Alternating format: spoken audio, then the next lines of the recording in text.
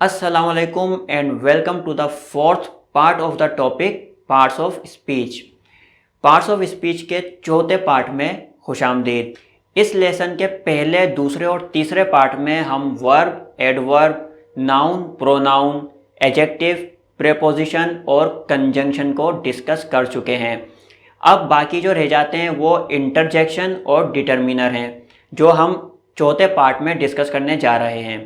तो आइए जल्दी से इस पार्ट को शुरू करते हैं इंटरजेक्शन के साथ। Let's get started. इंटरजेक्शन मतलब एक्सक्लेमेशन। इंटरजेक्शन जो है वो एक्सक्लेमेशन भी कहलाता है। तो आप जिसमें जो बोलना चाहें वो आप बोल सकते हैं। इंटरजेक्शन बोलना चाहें इंटरजेक्शन बोल सकते हैं, एक्सक्लेमेशन बोलना चाहें तो आप एक्सक्लेमेशन बोल सकते हैं। दोनों की मीनिंग सेम है। अच्छा, ये क्या होते हैं? For example, oh, look, look out, watch out, wow, oh God, etcetera. इस तरह के जो वर्ड्स होते हैं, जो शॉर्ट साउंड वर्ड्स होते हैं और एकदम से सडनली निकलते हैं इमोशनली, तो इनको हम बोलते हैं एक्सक्लेमेशन या इंटरजेक्शन। अच्छा, उसके बिल्कुल नीचे आप देख रहे हैं इसकी डेफिनेशन है, तो आइए इसकी डेफिनेशन देखते हैं। इंटरजेक्शन या exclamation is a short sound word और phrase that is spoken suddenly to express emotions।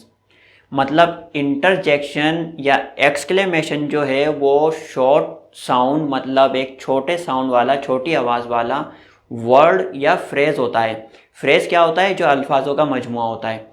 तो ये छोटे अल्फाजों वाले जो है वर्ड या फ्रेज़ होते हैं जो कि सडनली एकदम से आपके मुंह से निकलते हैं, जो कि आपके इमोशंस वगैरह को जाहिर करते हैं। अच्छा, एग्जाम्पल इसकी देखते हैं तो ये क्लियर हो जाएगा। For example, hurray, we have won the match.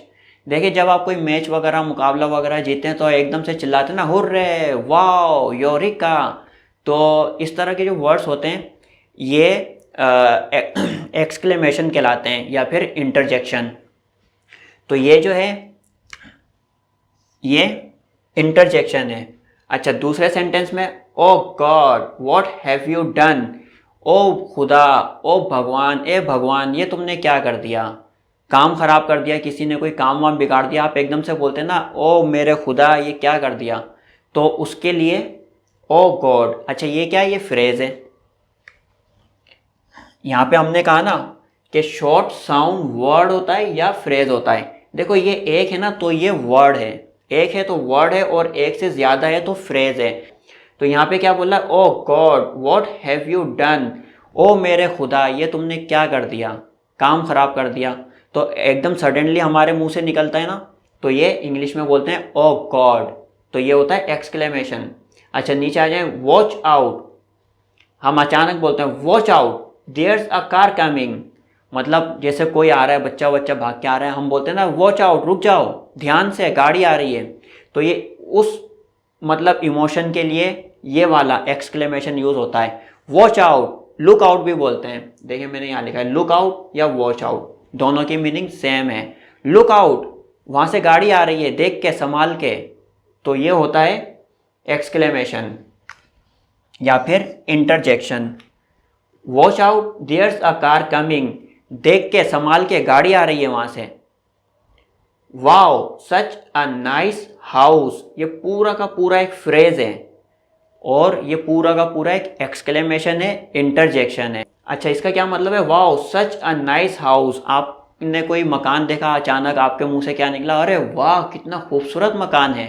तो ये भी एक पूरा का पूरा ये एक एक्सक्लेमेशन या इंटरजेक्शन है। अच्छा, आप इसमें देखिए कि आप जब भी इंटरजेक्शन या एक्सक्लेमेशन यूज़ करेंगे तो उसके बाद ये साइन आता है। ये देखिए, ये साइन, ये साइन, ये रहा। और आपको पता है कि इस साइन को एक्सक्लेमेशन कहते हैं। क्यों कहते हैं? क्योंकि ये एक्सक्लेमेशन जो वर्ड्स होते हैं, इंटरजेक्शन जो वर्ड होते हैं, उनके बाद लगाया जाता है, जो अचानक से इमोशनली हमारे मुंह से निकलते हैं। और एक चीज़ और देखिए, ये सारे जो इंटरजेक्शन है आप देखें, सब मैंने कैपिटल लेटर मतलब अपर केस लेटर से शुरू किए हैं। एच, ओ, डब्ल्यू डब्ल्यू ये सब कैपिटल लेटर्स हैं। अच्छा, इसके बाद जब एक्सक्लेमेशन लग जाएगा उसके बाद भी जो सेंटेंस शुरू होगा वो भी कैपिटल लेटर मतलब अपर केस लेटर से शुरू हो रही है। देखें, ये देखिए। तो ये था इंटरजेक्शन या फिर आप इसको एक्सक्लेमेशन बोल सकते हैं। अच्छा, नेक्स्ट पार्ट ऑफ स्पीच जो है वो है डिटर्मिनर। तो आइए डिटर्मिनर की तरफ चलते हैं और ये लास्ट पार्ट ऑफ स्पीच है, इसके साथ हम इस लेसन को ख़त्म करेंगे। तो आइए जल्दी से डिटर्मिनर को स्टार्ट करते हैं। डिटर्मिनर मतलब a, an, the, some, my, your, her, one, that, this, every, each, etcetera. इस तरह के जो वर्ड्स होते हैं उनको हम डिटर्मिनर कहते हैं। ये मिसाल के तौर पे मैंने कुछ मेंशन किए हैं, डिटर्मिनर और भी होते हैं। अच्छा, उसके बिल्कुल नीचे आप देख रहे हैं डेफिनेशन है और वो है determiner is a word that comes before a noun to determine और limit the meaning of it.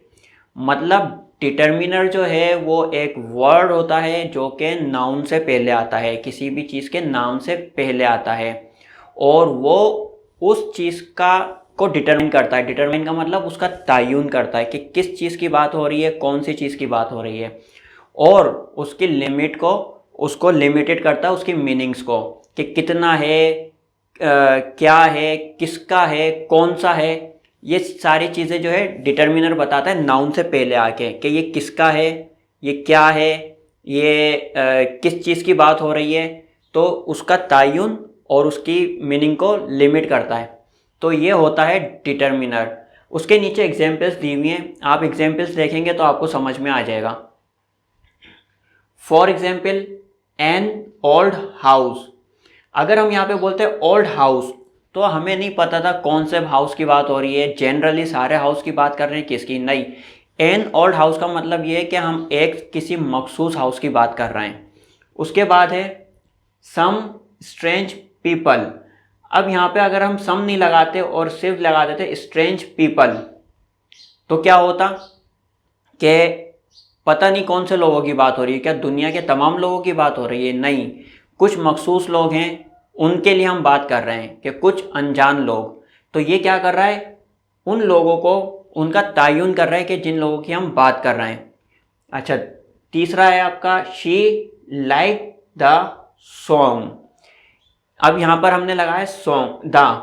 अगर सॉन्ग से पहले हम यहाँ पे द नहीं लगाते तो क्या होता कि शी लाइक्ड सॉन्ग, इसका मतलब होता कि उसने गाना पसंद किया। अब कौन सा गाना पसंद किया पता ही नहीं चल रहा। वहाँ तो कॉन्सर्ट में अगर हम गए थे वहाँ पे तो 20 गाने गाए गए थे, अब कौन से गाने की बात हो रही है? She liked song. तो ये जो द है ये एक जो मखसूस जो सॉन्ग है ये उसको डिटरमिन कर रहा है कि एक मखसूस गाना। अच्छा, दा जो है ना, दा हम वहाँ पे यूज़ करते हैं जहाँ पे बोलने वाला और सुनने वाला दोनों को पता होता है किस चीज़ की बात हो रही है। अब यहाँ पे जब दा यूज़ किया गया तो इसका मतलब ये है कि जो मुझे बता रहा है कि उसको गाना पसंद आया तो वो कौन से गाने की बात कर रहा है, वो गाना मुझे भी पता है जो उसको पसंद आया था। तो ये दा जो है ना यहाँ पे ये इसको डिटरमाइन कर रहा है कि कौन से सॉन्ग की बात हो रही है। अगर हम यहाँ पे दा नहीं लगाते तो हमें पता नहीं चलता कि कौन से सॉन्ग की बात हो रही है। चीज़ों को डिटरमाइन करता है कि किस चीज़ की बात हो रही है, मखसूस करता है कि जिस चीज़ से पहले ये आता है तो वो चीज़ मखसूस हो जाती है कि इस चीज़ की बात हो रही है। तो इसीलिए ये कहलाते हैं डिटर्मिनर।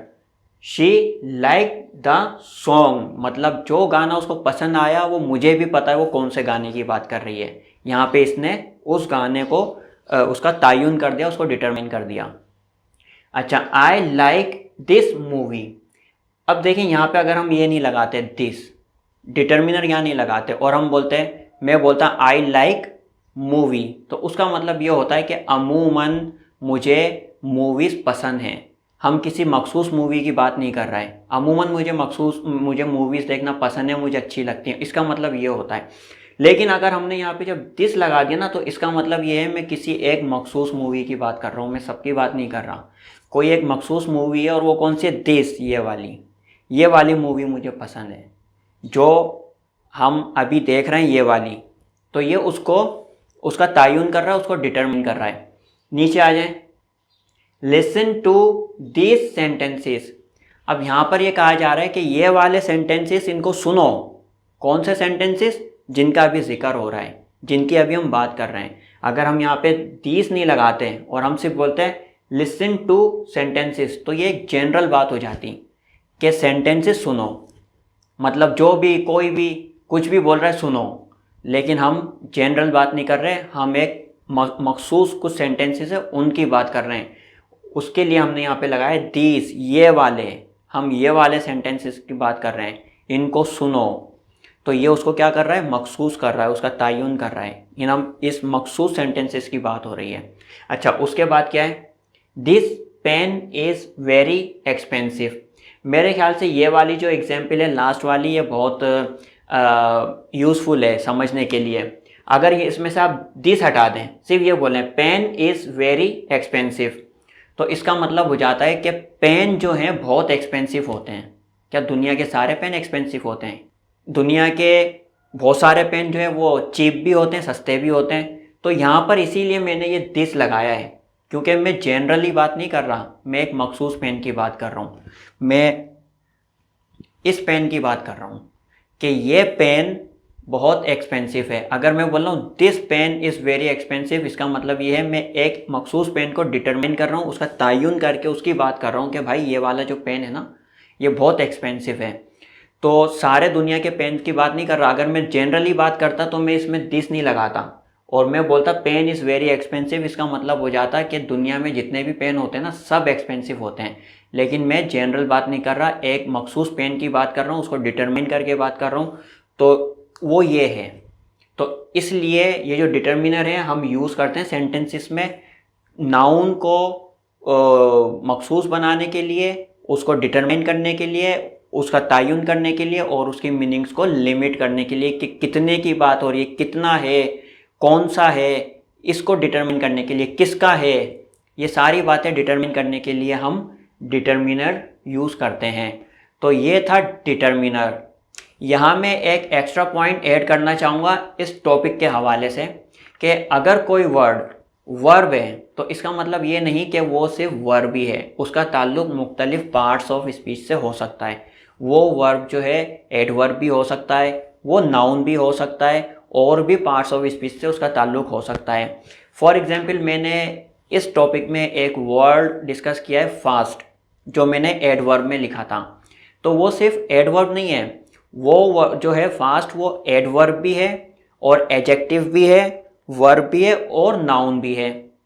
इसी तरह एक वर्ड है अबाउट। अबाउट जो है वो सिर्फ कोई प्रेपोजिशन या कोई एडवर्ब नहीं है, बल्कि वो एडवर्ब भी है, एडजेक्टिव भी है और प्रेपोजिशन भी है। तो इस तरह के बहुत सारे वर्ड्स जो हैं इंग्लिश में हैं जो एक के अलावा मुख्तलिफ पार्ट्स ऑफ स्पीच से भी ताल्लुक़ रखते हैं। दो दो, तीन तीन, चार चार पार्ट और इससे भी ज़्यादा पार्ट्स ऑफ स्पीच से उनका ताल्लुक़ हो सकता है। तो ये बात आप हमेशा अपने जहन में याद रखिएगा। तो ये था हमारा लेसन पार्ट्स ऑफ स्पीच, जो यहाँ पे आके कंप्लीट हो गया। और इसके सारे के सारे पार्ट्स आप देखिएगा, लेकिन गैप दे दे के ग्रेजुअली, आहिस्ता आहिस्ता, क्योंकि अगर सारे के सारे पार्ट्स ऑफ स्पीच आप एक साथ देखेंगे तो बिल्कुल कंफ्यूज हो जाएंगे और समझ में कुछ भी नहीं आएगा। तो अगर ये आपको सेशन अच्छा लगा तो इसको लाइक कीजिए और इसको शेयर कीजिए, और अगर चैनल आपने अभी तक सब्सक्राइब नहीं किया तो उसको सब्सक्राइब कर दीजिए। तो नेक्स्ट वीडियो में इंशाल्लाह मुलाकात होगी। अंटिल देन, अल्लाह हाफिज़।